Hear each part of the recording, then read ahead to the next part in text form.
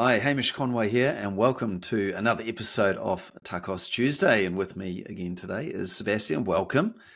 Thanks for having me. Excellent. So we're into the second half now. This is episode 51 on the run to 100.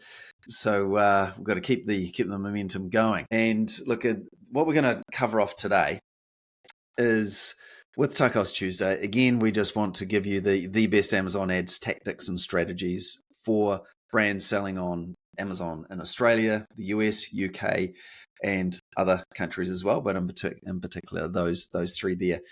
And because of our interesting perspective that we have working with dozens and dozens of brands, as you're starting to lose count now, I should know that exact number, but there's lots and millions of dollars in ad spend. We've got this interesting perspective. And also we have a lot of brands coming to ask us to help. And as part of that, we do an audit. And in that audit, we uncover a lot of common themes. And you could call them mistakes that brands are making. They're kind of unknown. So we'll call them 3 common themes that we're going to share today in this episode. And I think you're going to find this really useful. But before we just jump into that, a couple of announcements that I wanted to share. One of them is that we are going to be exhibiting at the Amazon Seller Summit in Sydney at the ICC on September the 2nd. That's actually a Tuesday. So if you're in Sydney, it'd be great to see you there. Or if you're not in Sydney, you should travel to Sydney and see us there. Then also with our smaller events that we do with our Amazon vendor meetups, we've got the first one happening in Sydney on Wednesday, the 17th of September, and then the following night in Melbourne on Thursday, the 18th of September. So have a look at the homepage of the website for more details on that. And the Amazon Seller Summit, just Google Amazon Seller Summit 2025 and you can see the agenda there. So I just want to share those with you. All right, let's, what we're going to do here is we know most people are listening to this. We are going to have some slides just that we'll be talking to. We're conscious that not everyone's going to be seeing it. If you're on YouTube, you'll be able to see some of these numbers. But what we've done is we've got looking back on some of the audits that we've been doing and just seeing, what are the common themes. And there are some exceptions to this, as you would expect. But we've got 5 different audits.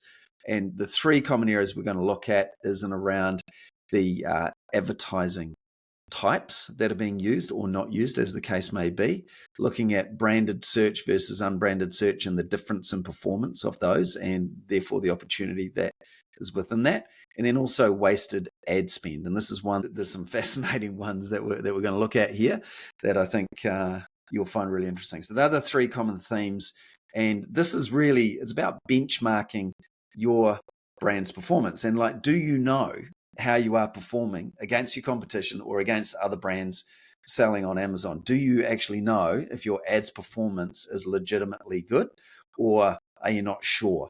And as you listen to this here, you might be ticking boxes and going, great, we're actually doing really well. Or you may have some questions and concerns. And if that's the case, then perhaps a chat with Seb would make sense.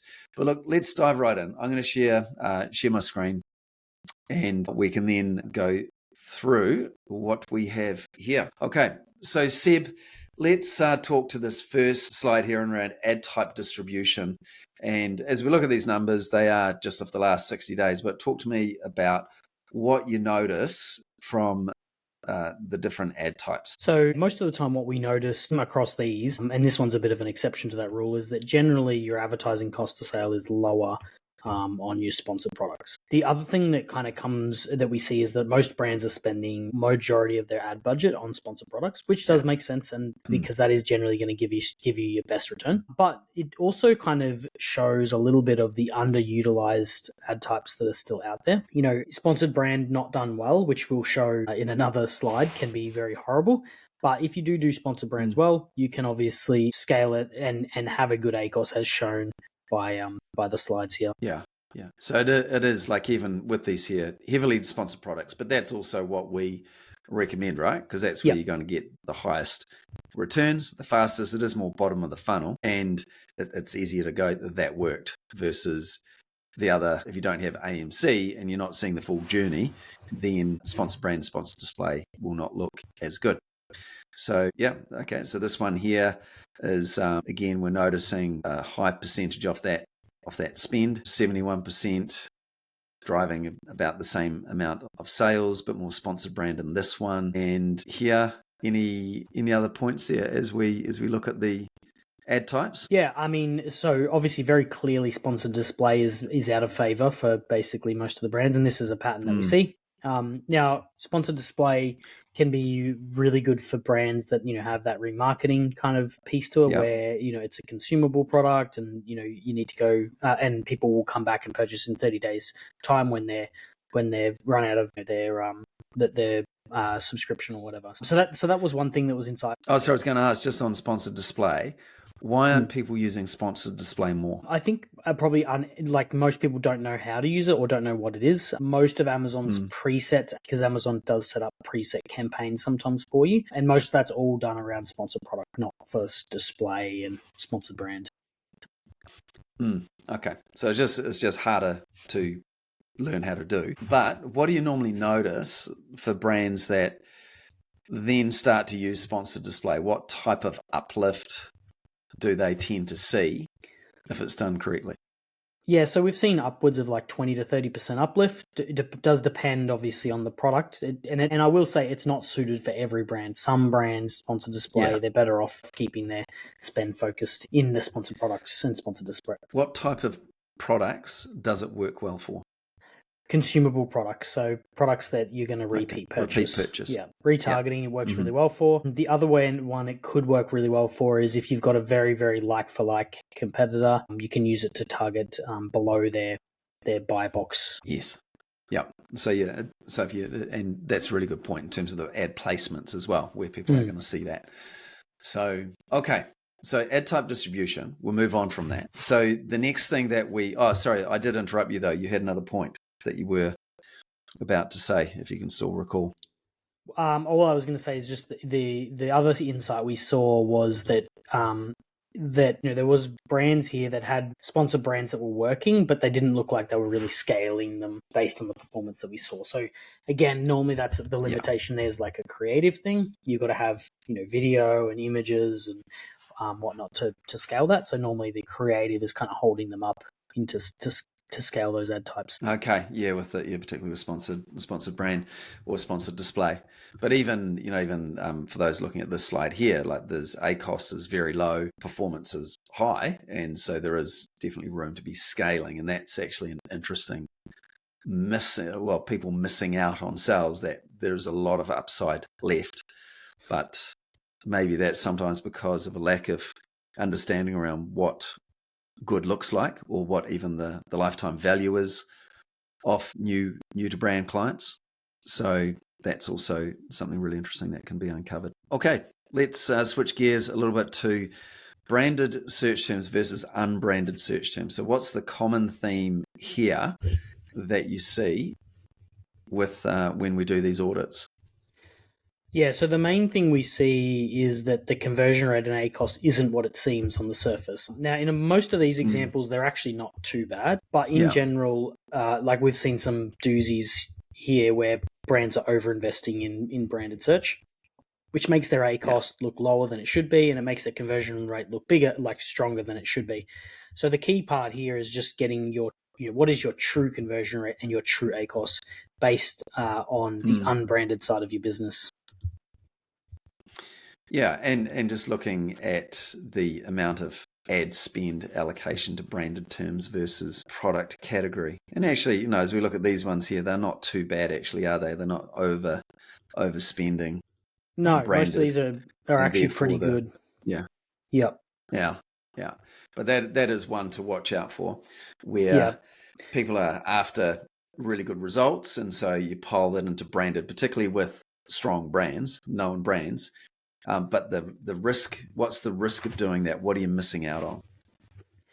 Well, basically there's like a cannibalization risk. So it means that you're not getting new customers. You're just serving ads to customers that probably are going to purchase from you anyway. And you can generally see that in the data. You'll put in ad spend, you'll see your ad sales jump up significantly, but your total revenue won't jump up at the same rate that your ad sales jump up. jump up. So, Yeah. generally when Yeah. that's happening, there is some cannibalization happening there. So a good example of an ACOS that looks like, well, it doesn't look that good on the surface, but it definitely looks better than once you take the branded out, is slide 11.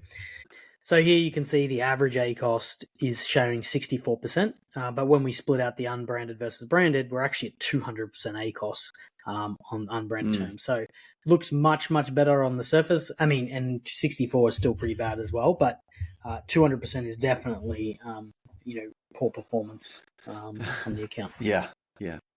That needs to be dealt with. Cool. So it is just looking at that balance, and sometimes we don't see this as often, but people could be under-investing in their brands as well, not actually doing enough defense. How often are you picking that up? Yeah, that definitely doesn't happen as often, particularly on a well-known brand. But if you do have a brand that's similar to yours, we've had examples in the past where there's a brand that's very, very similar to your brand. Brand defense becomes much more important. Yeah. Oh, that's right. The Gatorade Powerade situation is Exactly. is very clear. Yeah. Okay. All right. Let's move on to this third one. So this is a usually a hot topic, and it is wasted spend.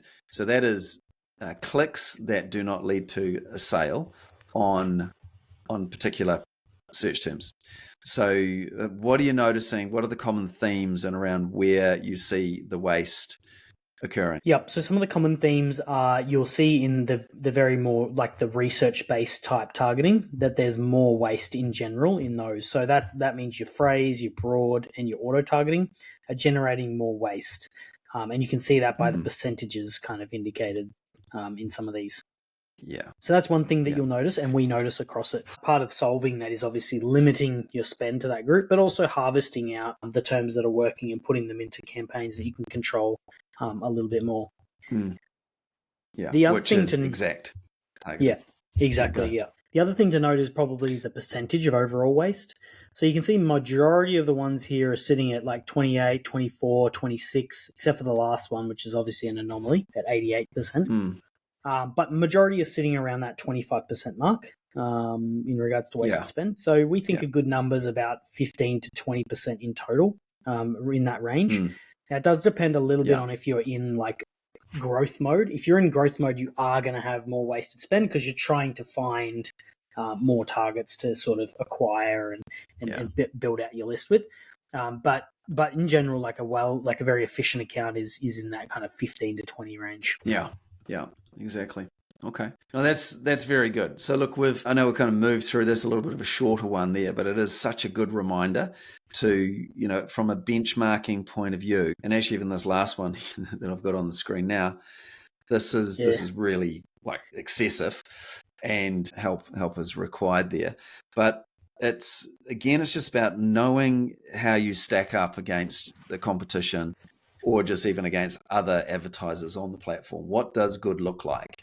And particularly as it comes to the ad types that you're investing in and the various performance of that, or you're not even investing in it, branded versus non-branded, just a really good reminder there that if you're just dialing in the branded, yes, the metrics will look good, the ROAS look amazing, but you won't be getting incremental sales. You risk too much cannibalization, and then wasted ad spend on the research type of ad targeting with auto campaigns in particular, and broad and phrase match.